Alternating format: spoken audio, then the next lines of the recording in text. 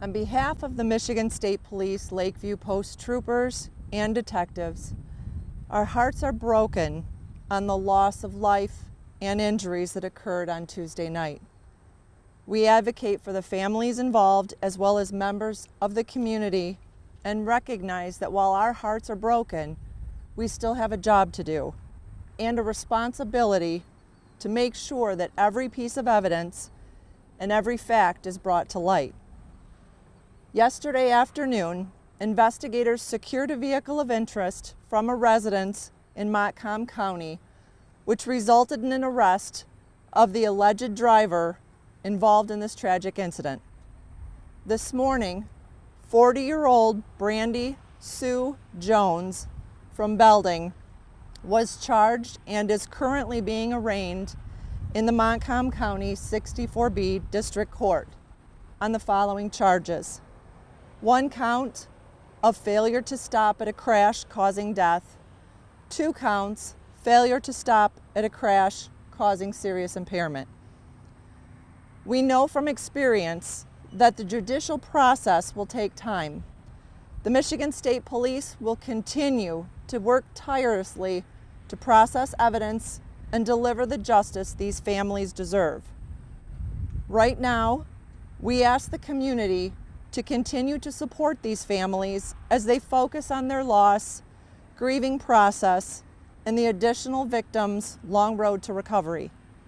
We continue to encourage anyone that has information to reach out to the Lakeview Post. If you are struggling with this tragedy and need assistance, you can reach out to Montcalm Care Network at 989-831-7520. Thank you. Has she admitted to being behind the wheel? She has been interviewed. That is still part of the investigative process, and that will be through the judicial process. Can you say what led to her arrest? Through the investigative process that the detectives were working on, that was in the tips and the leads that they were following that led them to the location of the vehicle and the person of interest that has been charged. So we understand that Brandy had a boyfriend as well. Is he considered a person of interest at this time as well? Right now, the only individual that is being charged is Ms. Jones. Was she the only one in the car that night? I don't have that information. The vehicle that she was driving, was that licensed to her, registered to her, or maybe was connected to a family member? That information I don't have either. Was the vehicle hidden? I'm sorry? Was the vehicle hidden? I don't have that information as far as the exact location of where or how that vehicle was found. That, once again, is still part of the investigative process. Is there any information regarding if she would have been impaired either with drugs or drinking during that time? That would all depend on what her testimony would be. And of course, we have the judicial process that we need to abide by. And every person is considered innocent until proven guilty. So whatever statements that she may make would come out in the court. Can you talk about the volume of tips you received?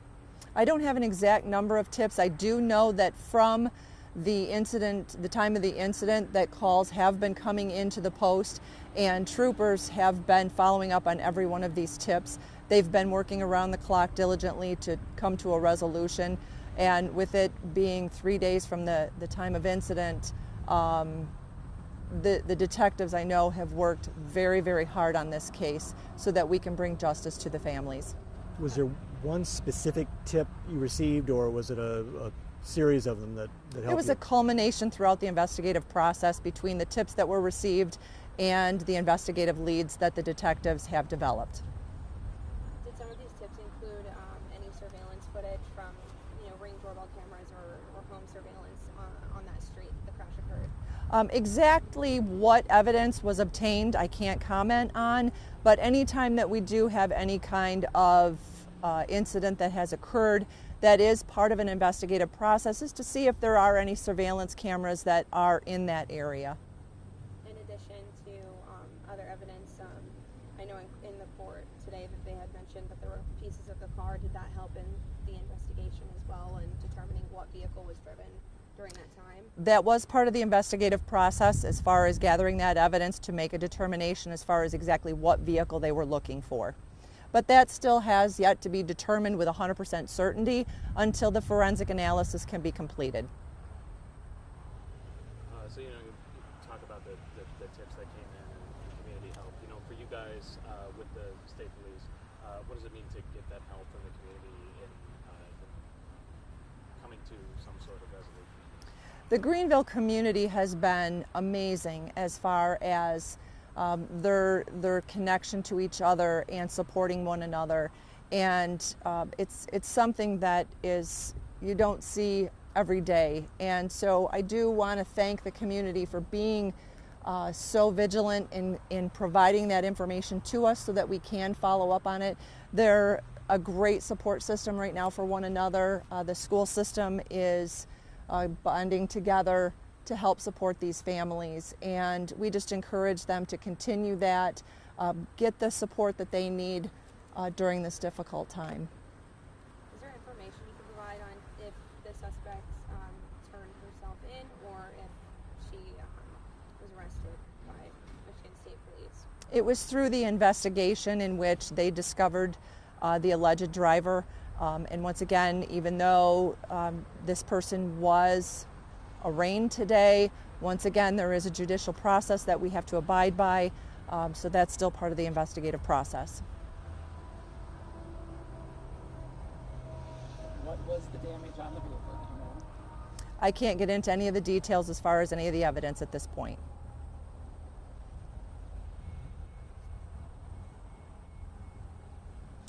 Thank you very much for coming out, and once again, our thoughts to the families and the communities involved.